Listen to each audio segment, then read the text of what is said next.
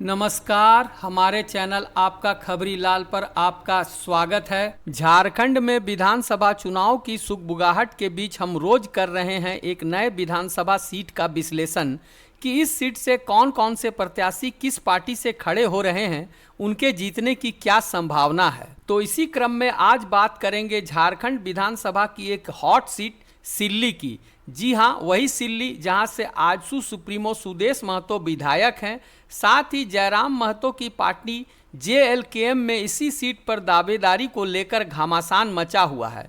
नौबत यहां तक आ गई है कि पार्टी दो गुटों में बंट गई है। रांची जिले में स्थित यह विधानसभा क्षेत्र रांची लोकसभा के अंतर्गत आता है। पिछला इतिहास देखा जाए तो सन 2000 में सुदेश कुमार महतो यूजीडीपी से, फिर 2005 तथा 2009 में आजसू से जीते। 2014 में जेएमएम के अमित महतो, 2018 के उपचुनाव में सीमा महतो झारखंड मुक्ति मोर्चा से तथा 2019 में पुनः सुदेश कुमार महतो आजसू से जीते थे। इस बार के चुनाव में प्रत्याशियों की बात की जाए तो पहला नाम सुदेश महतो का आता है। झारखंड की राजनीति में सुदेश महतो एक बड़ा नाम है। कई बार यहां से विधायक रह चुके हैं। राजनीति के एक मंजे हुए खिलाड़ी हैं। झारखंड में बड़ी संख्या में निवास करने वाली महतो समुदाय के एक बड़े और स्थापित नेता हैं।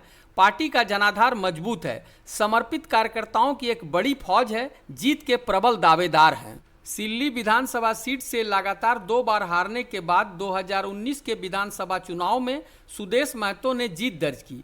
उन्होंने झारखंड मुक्ति मोर्चा प्रत्याशी सीमा महतो को हराया। सुदेश महतो को 83,526, जबकि झारखंड मुक्ति मोर्चा प्रत्याशी सीमा महतो को 63,326 वोट मिले थे। बताते चले कि सुदेश महतो को 2014 के विधानसभा चुनाव में झारखंड मुक्ति मोर्चा के अमित महतो ने करीब 29,000 वोटों से हराया था।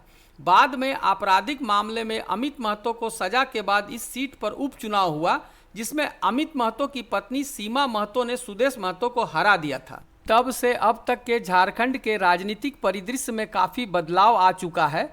इस बार बीजेपी और आजसू का गठबंधन है। हालांकि पिछली बार दोनों पार्टियां अलग अलग लड़ी थी, फिर भी सुदेश ने जीत हासिल की थी, मगर बीजेपी ने यहां से अपना प्रत्याशी नहीं दिया था। इस बार की बात करें तो एनडीए गठबंधन के तहत आजसू के सुप्रीमो सुदेश महतो की यहां से उम्मीदवारी पक्की है। दूसरे प्रत्याशी के तौर पर जेएमएम की सीमा महतो का नाम सबसे आगे है। अमित महतो की पत्नी है। महतो समुदाय में अमित महतो की अच्छी खासी पैठ है, जिसका लाभ निश्चित ही सीमा महतो को मिलेगा। 2018 के उपचुनाव में सुदेश महतो को हरा चुकी हैं।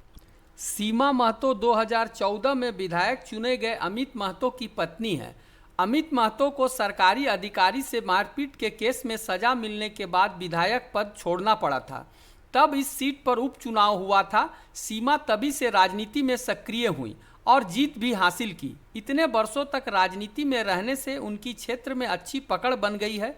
मिलनसार हैं और गरीबों की पीड़ा को अच्छी तरह समझती है। हालांकि उन्हें ज़्यादा समय तक सत्ता में रहकर कुछ करने का खास मौका नहीं मिला। 2019 में सुदेश महतो ने उन्हें हरा दिया। अपने 1 साल के कार्यकाल में उन्होंने जनता के लिए जो कुछ भी किया, वही उनकी राजनीतिक पूंजी है। जेएमएम की तरफ से टिकट की प्रबल दावेदार है। उन्हें ही यहां से टिकट मिलने की पूरी संभावना है। तीसरे और एक मजबूत प्रत्याशी की बात करें तो इधर कुछ समय से झारखंड में कई नाटकीय घटनाक्रम हुए हैं। हेमंत सोरेन को भ्रष्टाचार के आरोप में जेल जाना पड़ा था। पूर्व सीएम चंपाई सोरेन ने विद्रोह का बिगुल बजा दिया है। तीसरी शक्ति के रूप में जयराम महतो का उभार भी हो चुका है। जयराम महतो अक्सर इस क्षेत्र का दौरा किया करते हैं और सुदेश महतो को चुनौती देते रहते हैं। हालांकि जयराम की पार्टी जेएलकेएम से कौन उम्मीदवार होगा, इसकी घोषणा होनी अभी बाकी है। अगर पार्टी एकजुट रहती है तो यहां से निश्चित ही जेएलकेएम के बड़े आंदोलनकारी और संघर्षशील नेता देवेंद्र नाथ महतो को टिकट मिल सकता है। मगर इसी बीच जयराम और देवेंद्र नाथ महतो के बीच दरार की खबरें बाहर आ रही हैं। जयराम की पार्टी से प्रत्याशी उतरने पर जेएमएम और आजसू को अपने अपने कैडर, समर्थक और वोटरों को समेट कर रखना एक चुनौती होगी। अगर वे इसमें कामयाब हो पाते हैं तभी जीत की राह आसान हो सकती है, अन्यथा मुकाबला में हार जीत का फैसला अंतिम वोट की गिनती तक चला जाएगा, जिसमें बाजी किसी के हाथ भी लग सकती है। सिल्ली में रोजगार, सड़क, स्वास्थ्य, शिक्षा, गरीबी जैसी कई समस्याएं हैं जिससे किसी भी प्रत्याशी की हार और जीत तय होती है। जयराम ने जनता की इस कमजोर नस को पकड़ लिया है। साथ ही इसमें स्थानीयता के मुद्दे पर 1932 के खतियान का जोरदार समर्थन कर अपनी पार्टी की जमीन यहां मजबूत कर ली है। अनगढ़ा, राहे, सोनाहातू, सिल्ली जैसे इलाकों में बटे इस विधानसभा क्षेत्र जहां महतो वोटरों की अच्छी खासी संख्या है, वहीं दूसरी तरफ कुछ पॉकेट ट्राइबल वोटर्स का भी है। स्थानीयता की नीति पर उनका भी समर्थन जयराम को मिल सकता है। मुस्लिम मतदाता भी जयराम को पसंद करते हैं। ऐसे में जेएलकेएम के उम्मीदवार अन्य पार्टी की प्रत्याशी को कड़ी टक्कर देने में सक्षम होंगे। एनडीए की तरफ से ये सीट आजसू को ही जाना तय है, जो काफ़ी मजबूत नज़र आती है। दूसरी तरफ इंडिया गठबंधन से जेएमएम का पक्ष कमज़ोर नज़र नहीं आता। ऐसे में जयराम की पार्टी किसके वोटों में सेंध लगाएगी, ये देखना दिलचस्प होगा। अगर जातीय समीकरण की बात की जाए तो सबसे ज़्यादा संख्या महतो वोटरों की है, जो प्रत्याशी की जीत और हार में मुख्य भूमिका निभाती है। अनुसूचित जनजाति के वोटों की संख्या भी यहाँ अच्छी खासी है, उनकी संख्या लगभग 32% है। मुस्लिम मतदाताओं की संख्या भी यहाँ करीब 7% के बराबर है। मतदाताओं की कुल संख्या की बात करें तो यहाँ मतदाताओं की कुल संख्या 2,21,541 है, जिसमें सबसे बड़ी संख्या महतो समुदाय के लोगों की है। उनकी संख्या 77,540 है। दूसरा स्थान अनुसूचित जनजाति का है, जिसकी संख्या 69,563 है। इसके अलावा अनुसूचित जातियों के वोटरों की संख्या 15,064 तथा मुस्लिम समुदाय के वोटरों की संख्या 15,174 है। परंपरागत तौर पर बात करें तो यहाँ से तीनों उम्मीदवार महतो उम्मीदवार ही होंगे, तो महतो वोटरों में बिखराव तय है। देखना सिर्फ यही होगा कि जो महतो वोटर हैं उनका पसंदीदा उम्मीदवार कौन होगा, सुदेश महतो, सीमा महतो या जयराम महतो की पार्टी। इसी से तय होगा कि जीत किसके हाथ लगेगी।